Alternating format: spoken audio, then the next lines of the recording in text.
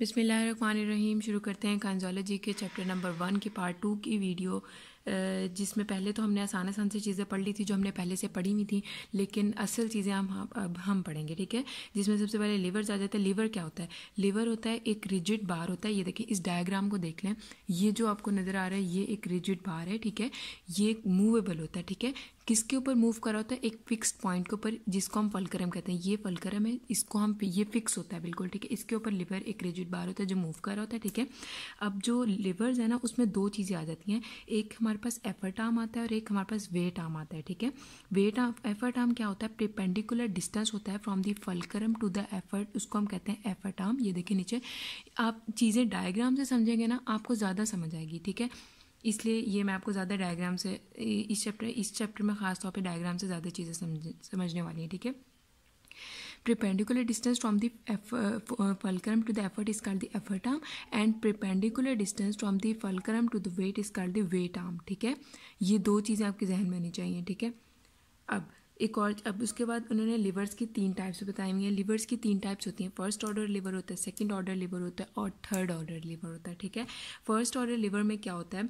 जो हमारे पास फलक्रम है ना, वो हमारे पास मिड में होता है, वेट हमारे पास साइड पे होता है और एफर्ट साइड पे होती है। ठीक है, बस आपने ये याद रखना है, जो फलक्रम है वो हमारे पास मिड में होता है। ठीक है, अब मैं आपको इसकी कुछ डायग्राम के साथ आपको इसकी बताती हूँ क्या होता है। आपने बस ये बात ध्यान में रखनी है, फर्स्ट ऑर्डर लिवर में फलक्रम मिड में होता है, वेट हमारे पास साइड पे होता है और एफर्ट भी साइड पे होती है। ठीक है, अब फर्स्ट ऑर्डर लिवर में क्या होता है कि या तो हमारे पास जो वो होता है, फलक्रम मिड में होता है और वेट साइड पे होता है, एफर्ट भी साइड पे होता है, तो सब कुछ इक्वल है, बैलेंस कंडीशन में। ठीक है, लेकिन कभी कभार ऐसा भी होता है कि जो हमारे पास एफर्ट आर्म है वो एक्सीड कर जाती है। ठीक है, फलक्रम से एफर्ट आर्म एक्सीड कर जाती है या वेट आर्म एक्सीड कर जाता है।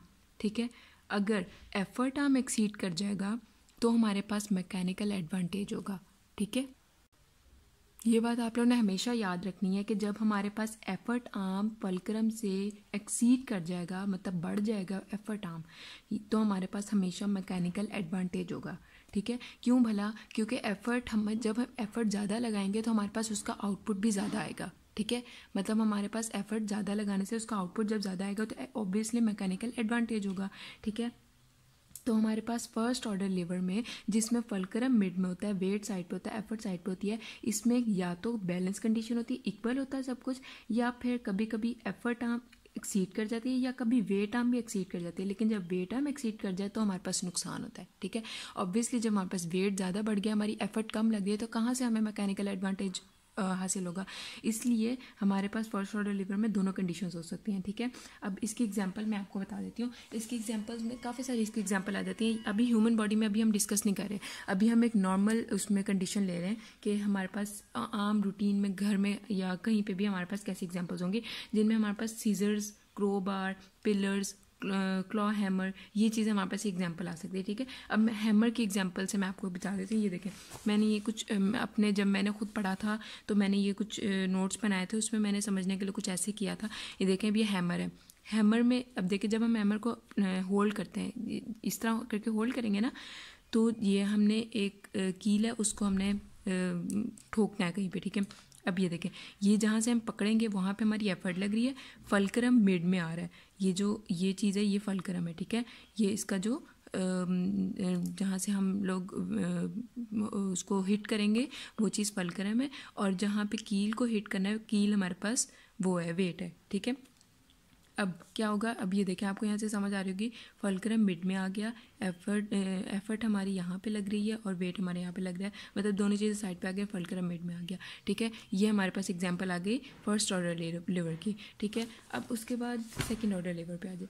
सेकेंड ऑर्डर लिवर में जो हमारे पास वेट होता है वो मिड में होता है, और जो फलक्रम होता है वो साइड पे होता है और एफर्ट साइड पे होती है। ठीक है, बस जो हमारे पास वेट होता है वो मिड में होता है। अब सेकेंड ऑर्डर लिवर में भी एफर्ट आर्म हमारे पास एक्सीड कर जाती है। ठीक है, एफर्ट आर्म एक्सीड कर जाती है, ठीक है। हमारे पास फर्स्ट ऑर्डर लीवर में तो दोनों चीज़ें एक्सीड कर गई थी ना, कभी एफर्ट आर्म भी एक्सीड हो जाता है, कभी वेट आर्म भी एक्सीड हो जाता है, लेकिन जो सेकंड ऑर्डर लीवर में होता है वो सिर्फ उसमें एफर्ट आर्म एक्सीड करती है। और मैंने आपको क्या बताया था कि जब एफर्ट आर्म हमारे पास एक्सीड कर जाए तो हमारे पास मैकेनिकल एडवांटेज होता है। इसका क्या मतलब है, सेकंड ऑर्डर लीवर में भी हमारे पास मैकेनिकल एडवांटेज मिला है हमें, ठीक है। अब इसकी एग्जांपल मैं आपको व्हील बैरो से समझा देती हूँ। अब आपने अक्सर देखा होगा जब कहीं घर बन रहे होते हैं तो हमारे पास व्हील बैरो, तो आप लोगों ने ये कॉमन चीज़ें नज़र आती रहती है। इसकी डायग्राम थोड़ी सी ख़राब होगी लेकिन आप लोग समझने की कोशिश कर लें कि ये क्या चीज़ है, ठीक है। अब व्हील बैरो में क्या होता है, ये देखें, ये जो व्हील है ये फलक्रम है, ठीक है, फिक्स पॉइंट है। फलक्रम हमेशा फिक्स पॉइंट होता है, ठीक है। अब जैसे मैंने आपको फर्स्ट ऑर्डर लीवर में बताया था, हैमर थी, हैमर का ये पॉइंट फिक्स होता है, ठीक है, इसके साथ अटैच होता है ना, इसलिए मिड में। अब व्हील बैरो में क्या होता है, फलक्रम साइड पे होता है। अब ये आ गया फलक्रम, व्हील जो है ये फिक्स है, ये फलक्रम आ गया हमारे पास, ठीक है। वेट हमेशा बीच में लग रहा है उसके ऊपर, ठीक है। ये देखें यहाँ पे हम ईंटें या कुछ इस तरह का वेट रखते हैं ना, तो ये वेट आ गया हमारे पास बीच में। एफर्ट हमारी सबसे एंड में लग रही है, ठीक है, पकड़ते हैं ना यहाँ से जाकर, तो यहाँ पे हमारे पास एफर्ट लग रही है हमारी, तो ये व्हील बैरो की एग्जांपल होगी। उसके अलावा नट क्रैकर की एग्जांपल भी आ सकती है हमारे पास, ये कॉमन उसमें हमारे पास आ सकती है। अब नट क्रैकर की क्या आ सकती है कि ये जो फलक्रम है, नट क्रैकर ऐसा होता है ना, ये इसकी होल्डिंग वो होते हैं कि यहाँ से हम होल्ड करके नट को क्रैक करते हैं, और ये इसका फिक्स पॉइंट होता है। फिक्स पॉइंट हमेशा फलक्रम है, फलक्रम साइड पे है, ठीक है। मिड में क्या है, वेट है, वेट हमारे पास नट को हमने रखा, ये वेट आ गया हमारे पास, यहाँ से इसको क्रैक करना है, ठीक है, और एफर्ट हमारी यहाँ पे लग रही है, ठीक है। बहुत कॉमन एग्जाम्पल्स हैं, अगर आप डायग्राम से समझे ना तो ये देखिए साफ डायग्राम में समझ आ रही है क्या क्या चीज़ें कहाँ अप्लाई हो रही हैं, ठीक है। उसके बाद हम आ जाते हैं, अच्छा फर्स्ट ऑर्डर में क्या था कि हमारे पास मैकेनिकल एडवांटेज हो रहा था, सेकंड ऑर्डर में भी मैकेनिकल एडवांटेज हो रहा है, क्योंकि दोनों में क्या कर रहे हैं, जो हमारे पास एफर्ट आर्म है वो एक्सीड कर रही है फलक्रम में, ठीक है, फलक्रम से।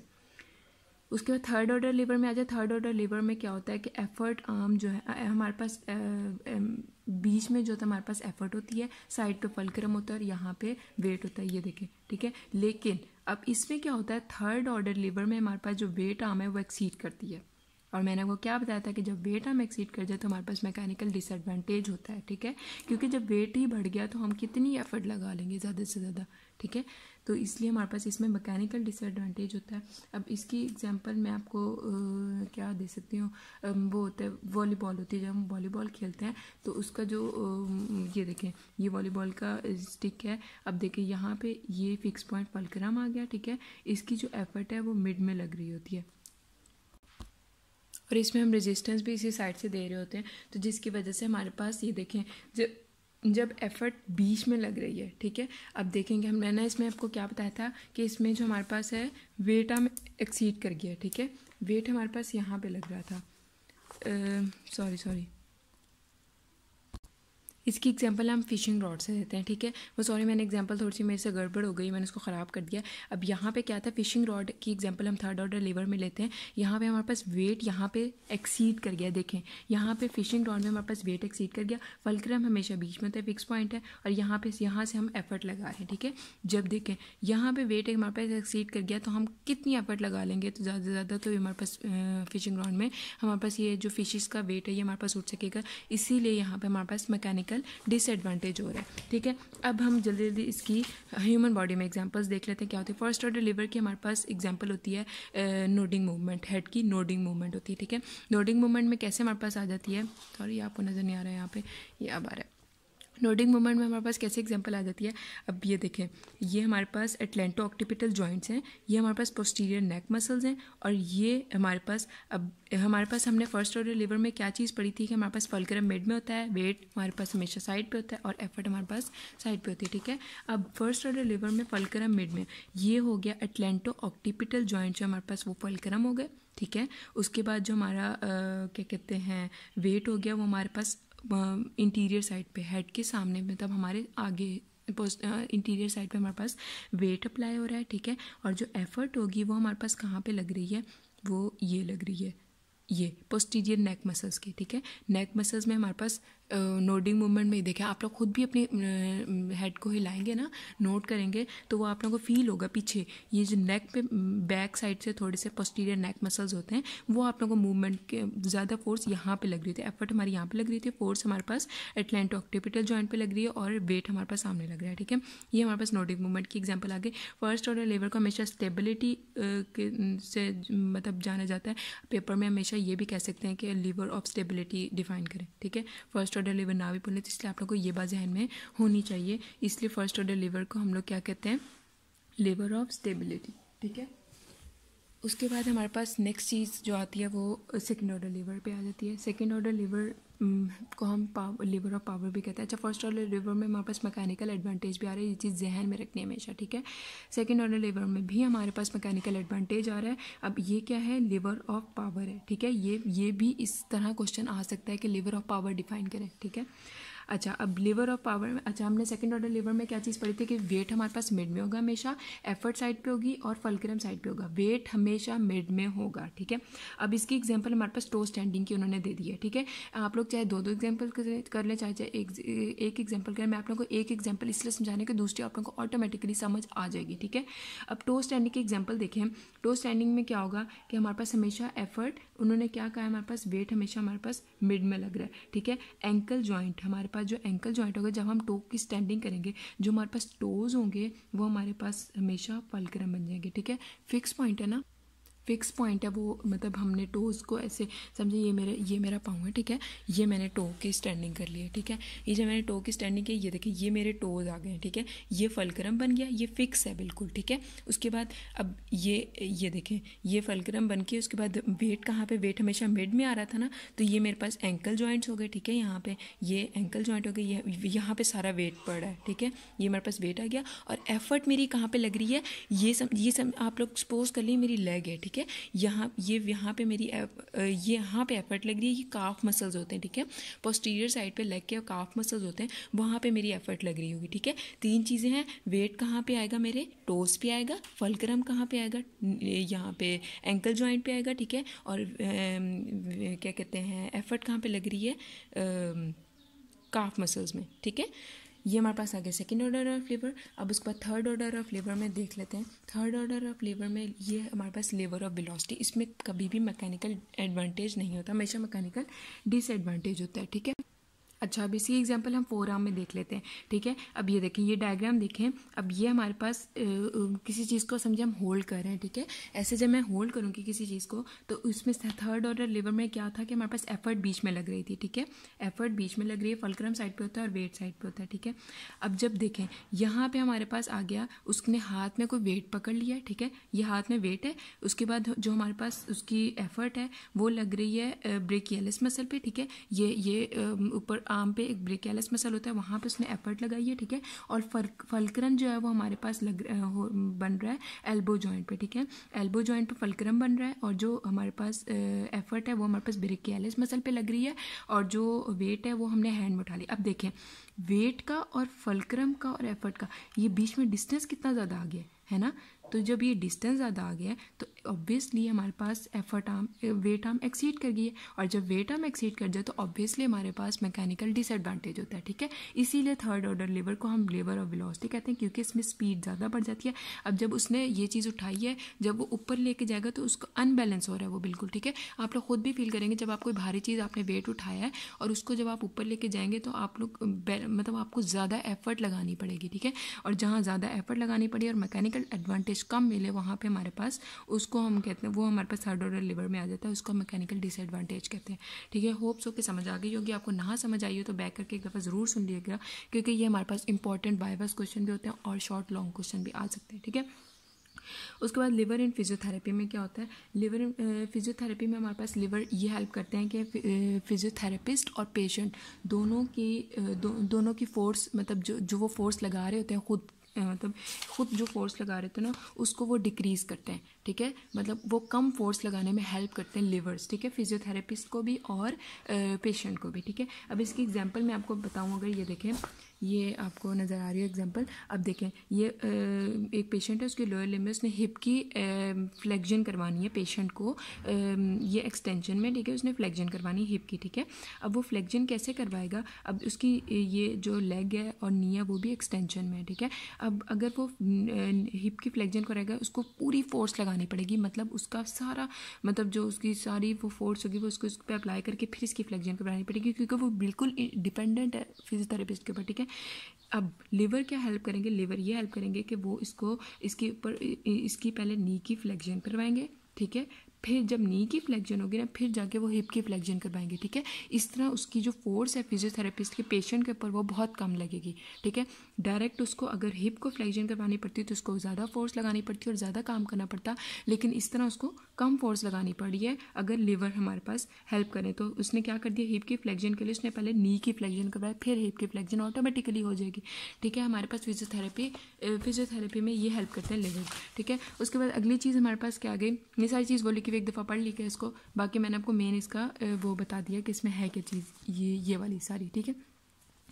उसके बाद एंगल ऑफ पुल आ जाता है। एंगल ऑफ पुल क्या होता है, एंगल ऑफ पुल होता है कि ना मसल पुल और बोन जिसके ऊपर मसल इंसर्ट कर रहा है उसके दरमियान जो एंगल बन रहा होता है ना उसको हम एंगल ऑफ पुल कहते हैं, ठीक है।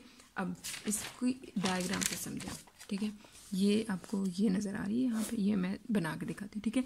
अब ये देखें मैंने आपको क्या डेफिनेशन बताई है, angle between the line of muscle pull and the bone that muscle is inserted on, ठीक है।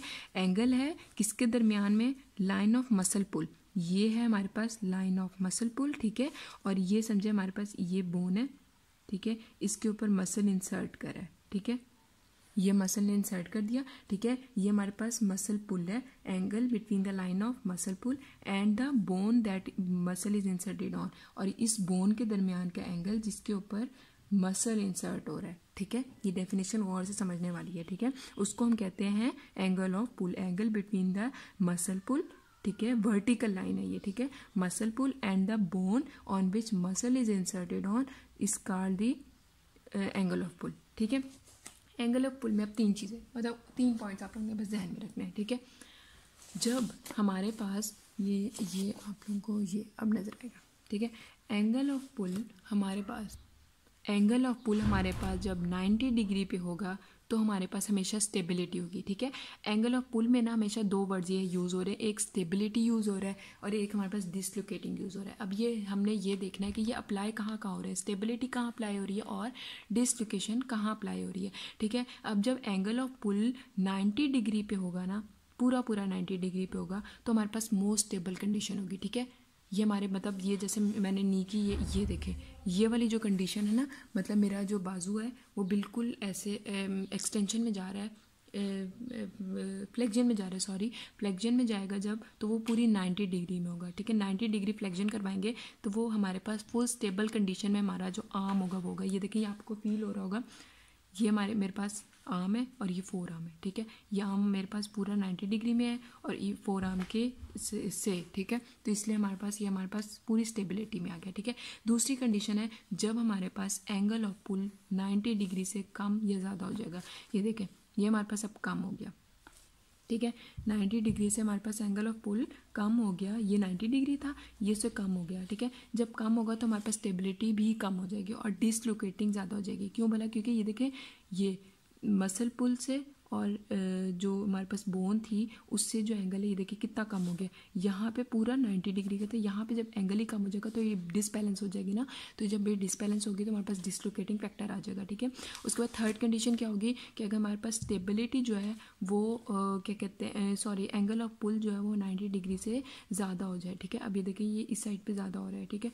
जब ये इस साइड पर ज़्यादा हो जाएगा तो हमारे पास क्या होगा कि स्टेबिलिटी ज़्यादा हो जाएगी, ठीक है। ये कंडीशन भी ख़राब है, ये कंडीशन भी ख़राब है, ठीक है, सिर्फ ये कंडीशन ठीक है। अब देखें यहाँ पे स्टेबिलिटी ज़्यादा थी लेकिन बैलेंस कंडीशन थी, लेकिन जब यहाँ पे स्टेबिलिटी ज़्यादा हो जाएगी, ठीक है, हमारे पास ये स्टेबिलिटी ज़्यादा होगी, अब इसका और इसका डिस्टेंस बहुत कम हो गया, ठीक है। यहाँ पे भी कम हो गया था, यहाँ पे भी कम हो जाएगा, ठीक है। इसका डिस्टेंस बहुत कम हो गया ठीक है, और डिसलोकेटिंग फैक्टर ज़्यादा हो जाएगा। ठीक है, ये 3 चीज़ें आपने बस ये 3 पॉइंट्स आपने याद रखने हैं। ठीक है, 90 डिग्री से ज़्यादा या कम हो जाए तब हमारे पास नुकसान है, बस 90 डिग्री तक होना चाहिए। ठीक है, ये हमारे पास आ गया। उसके बाद अगला पॉइंट हम पढ़ते हैं एफिशिएंसी ऑफ रेजिस्टेंस। अब एफिशिएंसी ऑफ रेजिस्टेंस क्या होती है, इसमें एक लाइन का आपको मतलब बताऊंगी कि क्या होता है। Effect of resisting force is maximum when it is applied at right angle to moving bone. ठीक है, अब इस लाइन का मतलब आपने समझना है। उन्होंने कहा है कि ना जो हमारे पास हम जो रेजिस्टेंस अप्लाई करते हैं ना, वो हम उसका जो इफेक्ट है वो मैक्सिमम तब होना चाहिए, मतलब वो पीक पॉइंट पे तब जाना चाहिए जब हम लोग उसको राइट एंगल मूविंग बोन के राइट एंगल पे अप्लाई कर देंगे। ठीक है, मतलब रेजिस्टेंस हम एक बोन पे तब अप्लाई करें जब वो राइट एंगल पे हो। ठीक है, अब इन डायग्राम से समझें। एक बंदा बैठा है, ठीक है, उसने क्या किया हुआ है, ये देखें, उसने अपनी टांग थोड़ी सी, अपनी जो लेग है उसने थोड़ी सी पीछे की है। ठीक है, अब यहाँ पे डिफरेंस देखिएगा, उसने मतलब ये देखें, ये राइट एंगल बन गया है, ये समझ आ रही है, 90 डिग्री का एंगल बन गया। अब 90 डिग्री पे आके उसने जब रेजिस्टेंस दी है ना, तो वो बहुत बैलेंस कंडीशन में उसने रेजिस्टेंस दी है। ठीक है, यही चीज़ वो बता रहे हैं कि अब रेजिस्टेंस का जो इफेक्ट है यहाँ पे अब मैक्सिमम होगा। लेकिन अब ये चीज़ देखें, अब यहाँ पे देखें, उसने अभी उसकी टांग अभी देखें, ये 90 डिग्री पे बिल्कुल भी नहीं है, 90 डिग्री से ज़्यादा है। ठीक है, ये देखें, ये बन रहा है 90 डिग्री, बिल्कुल भी नहीं बन रहा। ठीक है, अभी जब 90 डिग्री से ज़्यादा हो गई तो क्या होगा, उसने यहाँ पे रेजिस्टेंस दे दी तो उसके लिए नुकसानदेह है ये चीज़। ठीक है, सॉरी, ये चीज़ मैंने आपको गलत थोड़ी सी बता दी, इसको एक दफ़ा दोबारा देख लें। ये जो हमारे पास, अगर ये हमारे पास 90 से बहुत कम है, ठीक है, यहाँ पे उसने आकर रेजिस्टेंस दी तो हमारे पास अनबैलेंस कंडीशन में उसने रेजिस्टेंस दी है, पेशेंट को मुश्किल होगी। ठीक है, यहाँ पे रेजिस्टेंस का कोई इफेक्ट नहीं पड़ा ज़्यादा। ठीक है, लेकिन ये हमारे पास 90 डिग्री की वो है, क्या कहते हैं, 90 डिग्री की कंडीशन है। ये उसने पूरी 90 डिग्री पर लेग अपनी एक्सटेंड की है और वहाँ से उसने रेजिस्टेंस अप्लाई किया। जब वहाँ से रेजिस्टेंस अप्लाई किया है तो उसके लिए स्टेबल कंडीशन है ये बहुत ज़्यादा। अब यहाँ पे देखिए 90 डिग्री से बहुत ज़्यादा हो गया, कम हो गया। ठीक है, अब जब यहाँ से 90 डिग्री से बहुत बिल्कुल भी नहीं बन रहा 90 डिग्री, तो यहाँ पे जब उसने अपने रेजिस्टेंस अप्लाई की है तो क्या हो गया, ये देखिए, ये उसकी लग जा रही है, यहाँ पे उसने रेजिस्टेंस अप्लाई कर दिया तो बिल्कुल भी स्टेबल कंडीशन नहीं है। ठीक है, तो स्टेबल कंडीशन क्या है कि जब हम लोग रेजिस्टेंस को अप्लाई करेंगे जब बोन अपनी 90 डिग्री लोकेशन पे होगी। ठीक है, ये आपने बस ये resistance effect of efficiency of resistance में ये पॉइंट था समझने वाला। ठीक है, उसके बाद हमारे पास अगला पॉइंट आ जाता है पुलीज। अब पुली क्या होता है, पुली एक ग्रूव्ड व्हील होता है। ठीक है, ये देखिए, ये आपको डायग्राम में नजर आ रहा होगा, ये ग्रूव्ड व्हील है। ठीक है, इसके इर्द गिर्द एक रोप बंधा हुआ होता है। ठीक है, वो रोप राउंड करके नीचे जा रहा होता है जिसके साथ वेट अप्लाई हो रहा होता है। ठीक है, और एक साइड से एफर्ट अप्लाई हो रही होती है। ठीक है, अब जो उन्होंने क्या कहा है, पुली की 2 टाइप्स होती है। ठीक है, एक फिक्स पुली होती है, एक मूवेबल पुली होती है। फिक्स पुली क्या होती है, फिक्स पुली की जो वो होती है, क्या ये देखिए, ये फिक्स्ड है, इसका जो पॉइंट है वो, ये जो ब्लॉक है वो फिक्स होता है। ठीक है, ये सिंपल फिक्स पुली है, इसका ये वाला पॉइंट जो है वो फिक्स होता है। ठीक है, इसके साथ वेट अप्लाई हुआ है। अब जो फिक्स पुली है ना, इसके अंदर एक इंपॉर्टेंट पॉइंट है कि ये डायरेक्शन ऑफ फोर्स को अल्टर करता रहता है, मतलब चेंज करता रहता है। ठीक है, फोर्स को चेंज कर दिया इसने, कैसे भला कि ये जब वेट लिफ्ट करता है तो ये अपनी तरफ ऊपर की तरफ लिफ्ट करता है और एफर्ट हम नीचे की तरफ लगाते हैं। ठीक है, जिसकी वजह से फोर्स जो है हमारे पास वो चेंज होती रहती है। जब फोर्स चेंज होती है तो हम लोग रेजिस्टेंस और जो वो है असिस्टेंस है, वो ट्रैक्शन और रेजिस्टेंस जो वो हम किसी भी एंगल पे अप्लाई कर सकते हैं पेशेंट के। ठीक है, ये हमारे पास फ़ायदा है। ठीक है, फिक्स पुली का। फिक्स पुली की एग्जांपल ह्यूमन बॉडी में क्या होगी, ये देखें, ये आ गए हमारे पास ह्यूमन बॉडी में इस एग्जांपल डाइगेस्ट्रिक और ओमोहाइड मसल्स की। ठीक है, डाइगेस्ट्रिक और ओमोहाइड मसल्स हमारे पास नेक के मसल्स होते हैं। नेक में जो डाइगेस्ट्रिक मसल है वो हमारे पास हायोइड बोन को एलिवेट करता है और जो ओमोहाइड मसल है वो हमारे पास हायोइड बोन को डिप्रेस करता है। ठीक है, अब देखें, वो अब जब ये दोनों चीज़ें अपना काम कर रही होंगी नेक में, डाइगेस्ट्रिक मसल और ओमोहाइड मसल इकट्ठे जब काम कर रहे होंगे, ये समझिए, ये वैसे बिल्कुल भी वो मसल्स नहीं है। मैं आप लोगों के एज ए एग्जाम्पल के तौर पर बता रही हूँ कि ऐसे ये नेक होती है, जब हम अपने जो नेक है ना उसको जब हम बैकवर्ड पीछे की तरफ मूव करते हैं ना, मतलब खींचते हैं, तो वो एक खिंचाव सा पैदा होता है। ठीक है, हमारे जो नेक है ना, यहाँ पे खिंचाव सा, नेक सामने इंटीरियर साइड पे। ठीक है, यहाँ पे हमारे पास खिंचाव सा पैदा होता है। जब वो खिंचाव पैदा होता है ना, जो डाइगेस्ट्रिक मसल है वो एलिवेट हो रहे होते हैं और जो क्या कहते हैं ओमोहाइड मसल्स हैं वो डिप्रेस हो रहे होते हैं। बीच में एक पुली सी बन रही होती है जो पुली सपोर्ट कर रही होती है उनको। ठीक है, दोनों मसल्स को जब वो खींच रहे होते हैं। ठीक है, एक ऊपर की तरफ खींच रहा होता है, एक नीचे की तरफ। ठीक है, तो हमारे पास पुली ये फ़ायदा देती है। इसकी एग्जाम्पल ये हो गई, देखें, ये आपको एग्जाम्पल पढ़ के बता देती हूँ। Digastric and omohyoid muscle pull round fibrous loops, ये एक फाइब्रस लूप के दरमियान गिर्द जो है वो राउंड कर जाती हैं एंड ऑब्टूरेट। अच्छा, ये एक और एग्जांपल भी दी है उन्होंने ऑब्टूरेटर इंटरनस मसल्स की, ठीक है, एक डायगेस्ट्रिक और ओमोइड मसल है और एक ऑब्टूरेटर और ऑब्टूरेटर इंटरनस मसल की, ठीक है। अब जो एग्जांपल आप लोगों ने अगर एक्सप्लेन करने के लिए भी आ जाए तो डायगेस्ट्रिक और ओमोइड मसल एक्सप्लेन कर देगा, ये ज़्यादा आसान है, ठीक है, अगर वाइवे में वो पूछ ले, ठीक है। ये चीज़ याद रखिएगा कि डायगेस्ट्रिक और ओमोइड मसल नेक के मसल्स होते हैं। जो डायगेस्ट्रिक मसल है वो एलिवेट करता है हायोइड बोन को और जो ओमोइड मसल है वो डिप्रेस करता है हायोइड बोन को, ठीक है। उसके बाद अगली चीज़ हमारे पास मूवेबल पुली आ जाएगी। मूवेबल पुली में क्या होता है कि जो हमारे पास एक एंड होता है वो राउंड करके, देखें ये हमारे पास पुली है, फिक्स पुली के साथ अटैच होता है, एक ये देखें ये रोप जो राउंड करके वो राउंड करके नीचे जाता है और एक मूवेबल पुली के साथ राउंड कर जाता है और फिर ऊपर जाके वो उसी फिक्स पुली के साथ राउंड करके नीचे जाता है। यहाँ पर हम वेट अप्लाई करते हैं, ठीक है। अब हमारे पास क्या होता है, मूवेबल पुली में हमेशा मैकेनिकल एडवांटेज हासिल होता है। भला कैसे हासिल होता है कि हमारे पास 3 kg की जो, अब उन्होंने इसको थोड़ा सा मैकेनिकली इसको डिफाइन किया हुआ है, वो आप लोग समझ लें वो कैसे किया हुआ है। अब क्या किया हुआ उन्होंने कि 3 kg टेंशन हमने इस रोप पे दी जो मूवेबल पुली थी और फिक्स पुली पे भी 3 kg की हमने टेंशन दी, ठीक है। अब वो मिला के दोनों की 6 kg टेंशन हो गई, ठीक है, और जो वेट था वो भी हमारे पास 6 kg का था। अब उन्होंने यहाँ पे 6 kg के हमने वेट अप्लाई किया और 3 kg की हमने टेंशन अप्लाई की, दोनों का उन्होंने वो निकाला, सम निकाला और 2 kg निकला, तो हमारे पास मैकेनिकल एडवांटेज यहाँ पे 2 kg अप्लाई हो रहा है, ठीक है। इस तरह उन्होंने मूवेबल पुली का बताया हुआ है, ठीक है। उसके बाद पेंडुलम, हमें पता है पेंडुलम क्या होता है। पेंडुलम एक टू एंड फ्रो मोशन में अप्लाई करता है। एक हैवी पार्टिकल, एक सिंपल पेंडुलम हैवी पार्टिकल होता है, ठीक है, जो वेटलेस थ्रेड के साथ अटैच होता है और टू एंड फ्रो मूव कर रहा होता है, ठीक है। पेंडुलर मूवमेंट क्या होती है हमारी बॉडी में, पेंडुलर मूवमेंट जो होती है वो शोल्डर जॉइंट पे अप्लाई होती हैं या हिप जॉइंट पे अप्लाई होती हैं, ठीक है, क्योंकि वो फ्रीली है ना, हिप जॉइंट पे कोई भी मूवमेंट हो जाती है और शोल्डर जॉइंट पे भी कोई भी मूवमेंट अप्लाई हो जाती है, तो इसलिए to and fro movement pendular movement apply हो जाती है, तो इसलिए हम उसकी एग्जाम्पल दे रहे हैं, ठीक है। ये इसके बाद मूवमेंट इन एक्सियल सस्पेंशन आ जाती है। अब क्या करना है, एक्सियल सस्पेंशन में हमने 2-3 चीज़ें, बस 2-3 पॉइंट्स उसको याद रखना है हमने, ठीक है। ये भी इंपॉर्टेंट है वाइवे के लिहाज से भी और शॉर्ट क्वेश्चन के लिहाज से भी, लॉन्ग में भी आ सकता है, एक्सियल और पेंडुलर सस्पेंशन, ठीक है। अब एक्सियल सस्पेंशन क्या होता है, एक्सियल सस्पेंशन सिंपल जो हम एक बंदे को किसी रस्सी के साथ लटका के खड़ा कर दें, ये मैंने आपको एक जनरल एग्जाम्पल दिया, ठीक है। अब एक्सियल सस्पेंशन के हम इसमें देख सकते हैं कि किसी लिम्ब को रोप के साथ सस्पेंड कर देना vertically from the joint to be move, vertically किसी लिम्ब को रोप के साथ सस्पेंड कर देना, उसको हम कहते हैं एक्सियल सस्पेंशन, ठीक है। अब इसमें क्या होगा कि जो हमारे पास पॉइंट ऑफ सस्पेंशन होगा ना, पॉइंट ऑफ सस्पेंशन मतलब जहाँ से लटकाया हुआ है वो वर्टिकल होगा above the axis of movement, ठीक है। एक्सिस ऑफ मूवमेंट के वर्टिकल होगा वो पॉइंट ऑफ सस्पेंशन, ठीक है।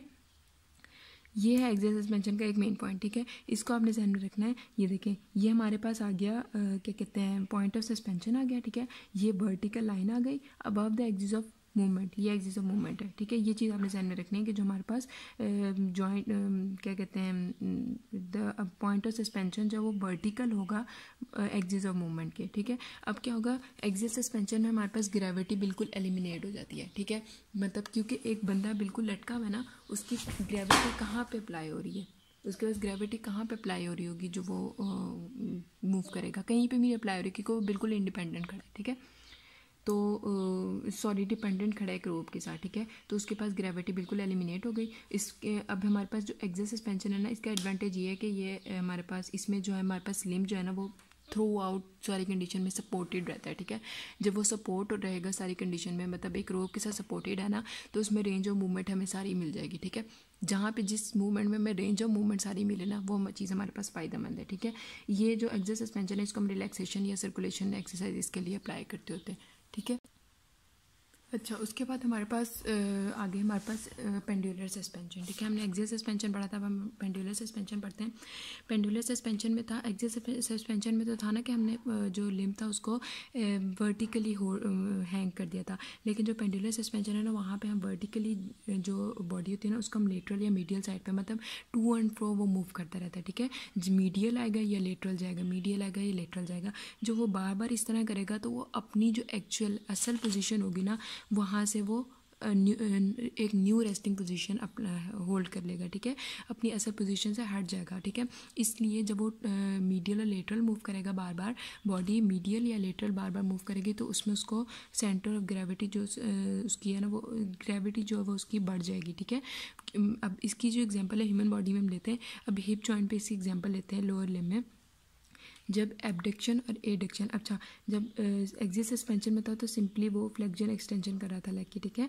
लेकिन जब क्या कहते हैं पेंडुलर सस्पेंशन में लेकर आए तो उसने एबडक्शन और एडक्शन शुरू कर दी, ठीक है। जब पेंडुलर सस्पेंशन में जब जो बॉडी है ना उसको जब हम वो करवाएंगे, क्या कहते हैं, जब हमारे पास बॉडी जो है ना, जो हमारे पास हिप जॉइंट है, लेग्स हैं, वो जब मीडियली मूव करेंगी, मतलब ये देखें, ये हमारे पास ये अगर आपको यहाँ पे देख लें, ये हमारे पास ये लेग है, ठीक है, ये यहाँ पे ये इसकी ये लेटरली मूव करिए, ठीक है, और जब वापस यहाँ पे आ जाएगी, सीधी खड़ी हो जाएगी, तो ये मीडियली मूव करेगी, ठीक है।